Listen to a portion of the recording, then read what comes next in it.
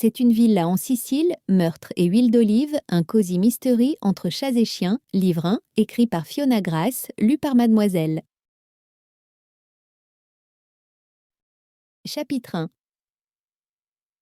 Être vétérinaire impliquait de s'occuper d'une foule de créatures étranges, pas les patients. Non, les patients étaient mignons, tendres, adorables, raison pour laquelle Audrey Smart s'était lancée dans cette carrière au départ. Elle n'avait jamais rencontré un animal qu'elle détestait. C'étaient ceux qui payaient les factures et son salaire dont elle aurait préféré se passer.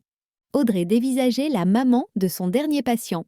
La femme caressa la tête avachie de son adorable caniche nain et l'embrassa de ses lèvres peintes et botoxées. Je ne sais pas ce qui ne va pas avec Donut. D'habitude, il n'est pas aussi léthargique. Je me demande bien aussi, ça n'aurait rien à voir avec maman par hasard? Tout en se forçant à la regarder bien en face, alors qu'elle n'avait qu'une envie, lever les yeux au ciel, Audrey expliqua, une fois de plus. Vous avez laissé traîner du vin pendant votre garden party, Madame Marx. Vous avez dit que le chien avait bu la moitié d'un verre. C'est beaucoup pour un si petit organisme. Audrey ne voulait pas juger, mais parfois c'était si tentant. Les sourcils trop épilés de la femme se dressèrent alors. C'est absurde.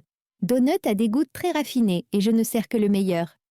Repoussant sa queue de cheval par-dessus son épaule, Audrey plaça le stéthoscope sur le flanc de l'animal, écoutant son cœur battre au ralenti. Pauvre créature. Elle caressa sa toute petite tête juste entre ses oreilles. Je suis certaine que vous avez très bon goût, mais même le meilleur des vins n'est pas recommandé pour un chien, car les raisins peuvent être toxiques. Le vin et les chiens ne font pas bon ménage. La femme tapota impatiemment le talon de son loup-boutin sur le sol ciré, un air de défi sur son visage pincé, au teint anormalement cuivré. « Vous ne connaissez pas Donut ?» Audrey sourit au petit chien qui la contemplait avec gratitude et adoration. « Nous devrions le faire vomir. » Elle resta bouche bée. « Le faire vomir? Vous n'y pensez pas. » D'accord, bon, il n'est pas en danger. Si vous préférez, nous pouvons simplement le laisser se reposer. Il devrait aller mieux d'ici quelques heures, mais nous le garderons ici en observation. Au lieu d'accepter, la femme posa ses poings sur ses hanches. Où est cet adorable et séduisant vétérinaire, celui qui a un regard bleu pénétrant et langoureux? J'exige de le voir. Audrey soupira. Peut-être s'était-elle montrée un peu trop brusque, mais cela se passait toujours ainsi. Elle se voyait comme le porte-parole des animaux dont elle s'occupait, leur défenseuse.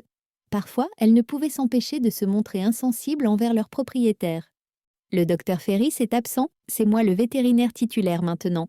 Elle toisa longuement Audrey comme pour dire « Et qui êtes-vous pour dire ça ?»« J'exige de voir un vrai médecin. » Audrey laissa échapper un nouveau soupir.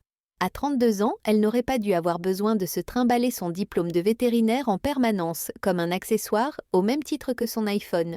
Sans doute était-ce dû à de bons ou de mauvais gènes qui lui donnaient l'air de ne pas avoir encore terminé ses études. Ou peut-être était-ce parce qu'elle était une femme, ou encore parce que la plupart des propriétaires d'animaux qui venaient au centre vétérinaire de Back Bay étaient bien trop imbus d'eux-mêmes pour remarquer la petite plaque à son nom qui indiquait « Dr Audrey Smart ».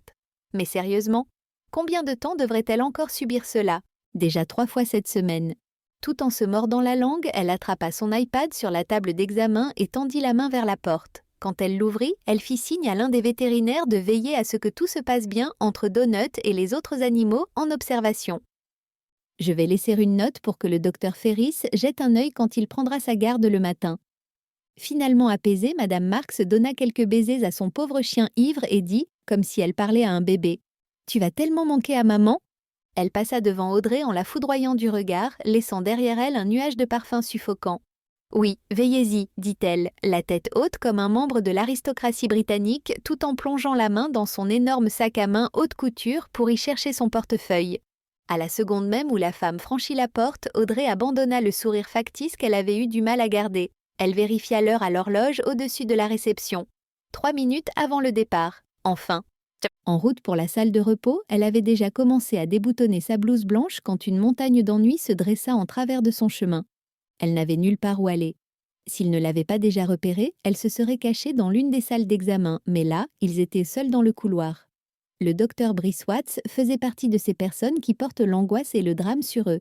Il était comme une tornade dévorant tout sur son passage, ne laissant derrière elle que l'ombre de ce qui avait été. « Écoute, Aude, ma petite, » dit-il en avançant dans le couloir vers elle, tout en clignant de l'œil en direction de la réception, probablement à l'une des rares vétérinaires qu'il n'avait pas déjà ajoutées à sa liste de conquêtes. « Tu peux me dépanner pour ce soir ? J'ai un truc. » Nous espérons que vous avez apprécié cet aperçu. Pour continuer à écouter ce livre audio sur Google Play Livres, utilisez le lien dans la description de la vidéo.